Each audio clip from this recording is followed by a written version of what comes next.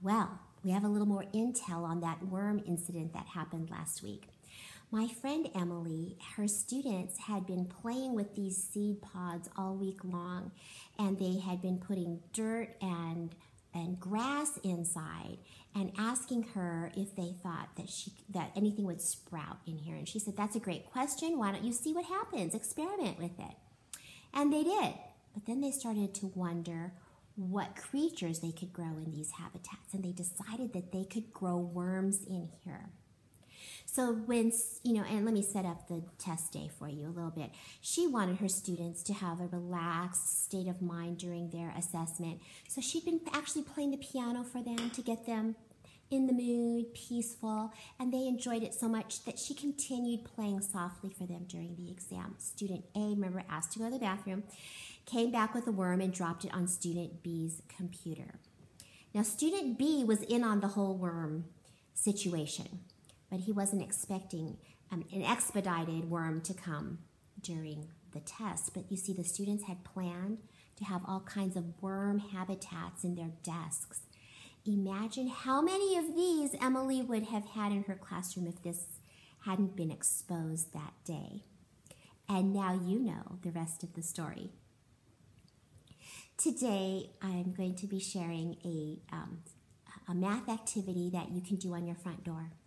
I had this idea last week to get a piece of butcher paper and tape it to my door with duct tape and put a math problem and ask the students to solve it using a method other than the standard algorithm. At the beginning of the year at Office Depot, I bought an 8.5 by 11 plastic sign holder, and I used that to insert all kinds of signage throughout the week and the day.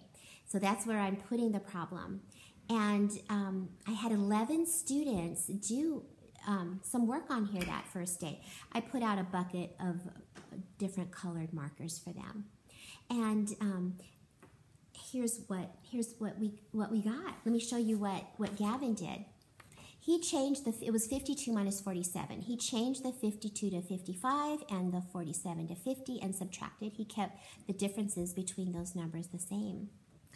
Where have we seen that before? We've been doing problems like that this year. Wonderful Stanley even did one of those videos for you. Amelia Kay came to the board or to the door, and she said, "Everyone's doing subtraction. I wonder if I could use something other than subtraction." And she just stood there for quite some time. I left and went to do my own work, and when I came back, what I found was a number line.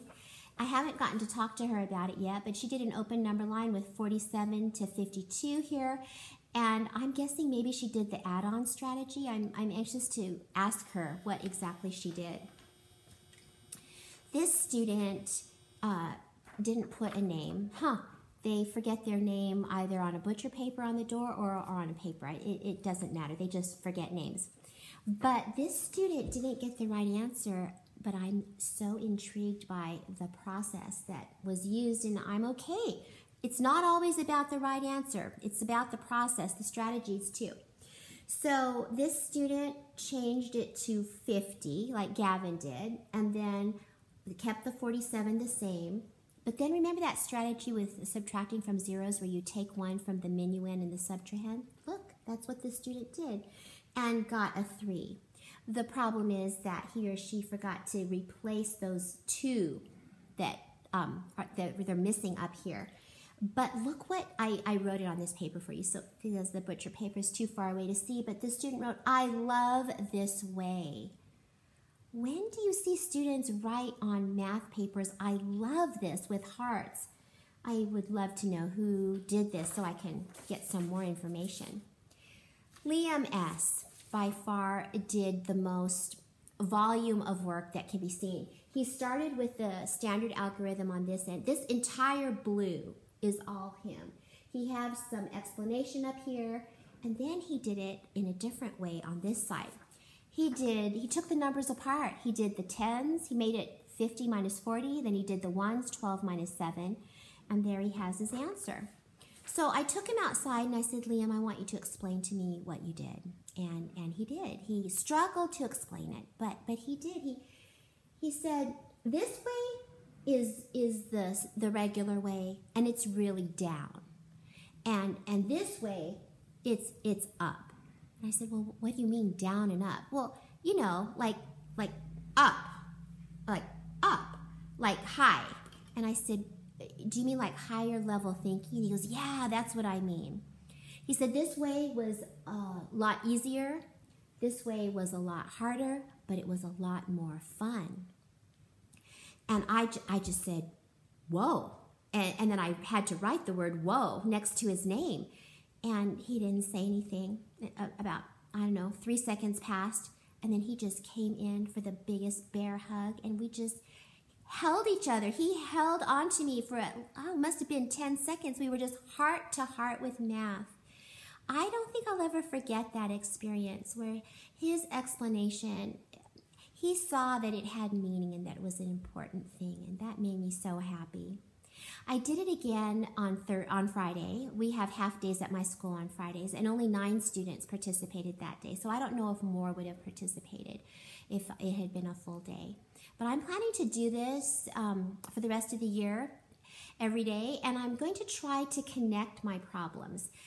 Like for this example, 52 minus 47, maybe I'll do, like 53 minus 47 or 153 minus 47. Just have them be connected. I feel like we don't do enough of that. They do it in things like this. I'll see this in the textbook. They'll connect these kinds of things. But when I look at a regular worksheet, they seem to be random problems all on the same standard. So I'm hoping that they can use information that they have previously used for future problems. Now, Dawn, you asked a question last week that I thought was so interesting.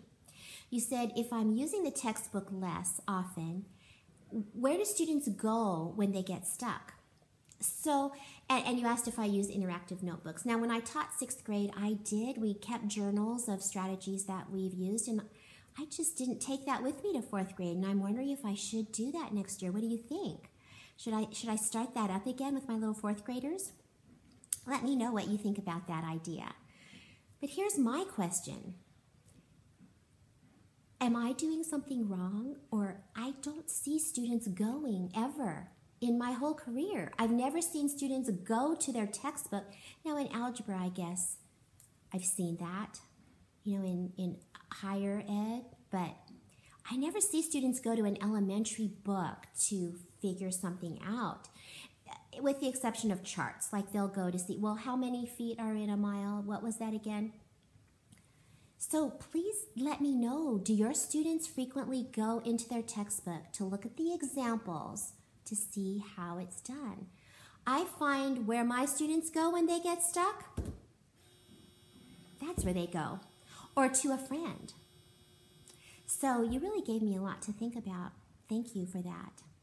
So I hope you will try front door math, and if you do, would you let me know how it goes and how you're liking it? And thank you so much for stopping today to be together, and I look forward to being with you again very soon.